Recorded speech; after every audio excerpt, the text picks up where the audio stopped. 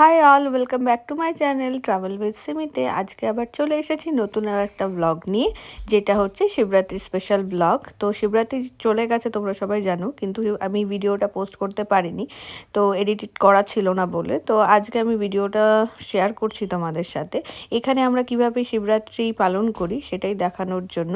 তো বেসিক্যালি আজকে আমরা টেম্পেলে চলে যাচ্ছি, কারণ এখানে হিন্দু টেম্পেল আছে। সেই হিন্দু টেম্পেলে সব রকমের দেবদেবী আছে। তো এখানে ভগবান শিবও প্রতিষ্ঠিত।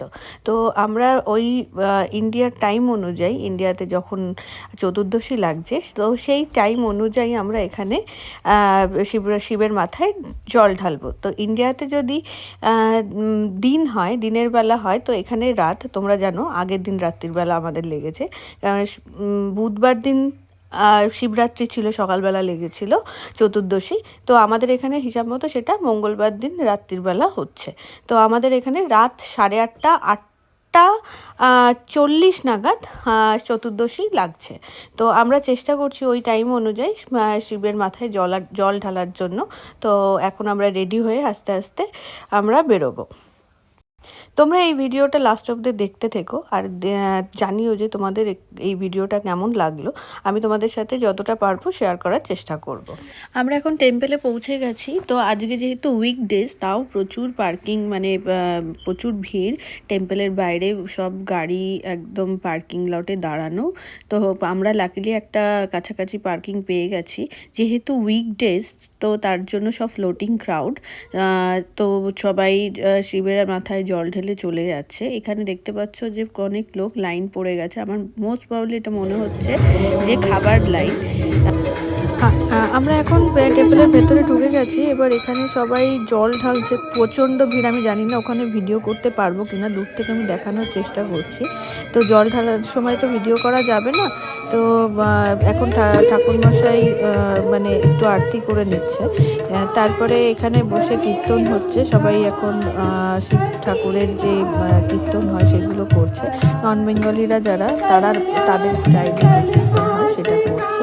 কিন্তু মোটামুটি ভালোই লোকজন হয়েছিল। এবার আমরা একটুখানি বসে এবার আস্তে আস্তে খাবারের দিকে যাব। আমাদের ঠাকুরের মাথায় জল ঢালা হয়ে গেছে। তো এখানে দেখতে পাচ্ছ, এটা হচ্ছে আমাদের টেম্পেলের কিচেন। আর এই জায়গাটা অনলি ফর যারা ফাস্টিং পিপল, তাদের জন্য এখানে খাবার করা হয়েছে। আর এখানে সব সাবুদানা দিয়ে করা হয়েছে। এটা দেখছি যে তো সাবুদানার খিচুড়ি, সাবুদানার পায়েস, সাবুদানার নানান রকমের ভোগ এরা করেছে এই দিকটায়। আর ওই দিকে যে লাইনটা আমি আগে দেখিয়েছিলাম ঢোকার মুখে, তো ওইটা হচ্ছে যারা ফাস্টিং করেনি তাদের জন্য। তো আমি তোমাদের দেখানোর চেষ্টা করছি যে এখানে তোমরা দেখতে পাচ্ছ যে সাবুদানার খিচুড়ি, এই সাদা যেটা, সেটা সাবুদানার পায়েস, তার পাশে একটা রায়তা, তার পাশে হচ্ছে সাবুদানার এটা হালুয়া টাইপের করেছে। তো আর এটা হচ্ছে আলুর দম। এটা হচ্ছে আজকে যারা ফাস্টিং করেছে তাদের জন্য। তো আমি খাচ্ছি, মানে আমার ভালোই লাগছে। সারাদিন পর আমি আজকে এখন শিবের মাথায় জল ঢেলে উপোস ভাঙলাম। আর এইদিকে আমার হাজবেন্ড যেই লাইনটা ছিল, যারা উপোসে ছিল না তাদের খাবার দিচ্ছিল, সেখান থেকে সামাইরার জন্য আর ওর জন্য খাবার নিয়েছে। আমার মানে হাজবেন্ডও বেসিক্যালি শিবের মাথায় জল ঢেলেছে, কিন্তু জল ঢেলে ও উপোসের খাবারটা না খেয়ে ও নর্মাল লাইনে দাঁড়িয়ে নর্মাল খাবার নিয়েছে। তো সেখানে রাইস, তারপরে পাঁপড়, তারপরে হচ্ছে চানা, তারপরে একটা তড়কা ডাল টাইপের, আর ওইদিকে আমিত্তি, হ্যাঁ এই টাইপের খাবার করেছে।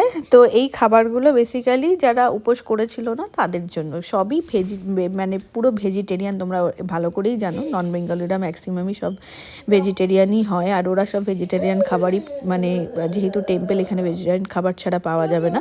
তো এখানে সামাইরা খুব আনন্দ করে খাচ্ছে। ও মানে 2-3 দিন ধরেই নিরামিষ খাচ্ছিল, যেহেতু শিবরাত্রির আগের দিন নিরামিষ খেতে হয়। এবার শিবরাত্রি যেদিন, সেদিনকে নিরামিষ খাওয়া, তারপরের দিনও নিরামিষ খেতে হয়। তো সেই কারণের জন্য মানে আমরা মোটামুটি 2-3 দিন ধরে অলরেডি আমার বাড়িতে কোনো মাছ মাংস হয়নি। তো এখন আমরা আবার টেম্পেলের ভেতরের দিকটায় চলে এসেছি, যেখানে কীর্তন হচ্ছে। তো সেখানে গিয়ে আমরা কীর্তন করছি, একটু বসবো এখানে, একটু কীর্তন শুনবো, একটু আরতি দেখবো, দেখে তারপরে আমরা আস্তে আস্তে বাড়ির দিকে রওনা দেবো, কারণ পরের দিন আবার সবার অফিস এবং স্কুল টুল সবার আছে। ঠাকুরের দিকে মাম্মা দু নামো নামো হ্যাঁ ঠাকুরের দিকে করে নাও।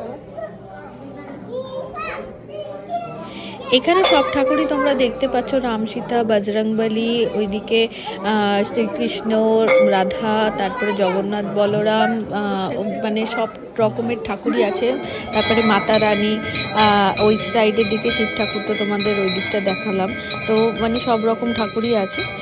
আজকের মতো এই ভিডিওটা এখানেই এন্ড করছি। তো আবার চলে আসবো নতুন কোনো ভিডিও নিয়ে।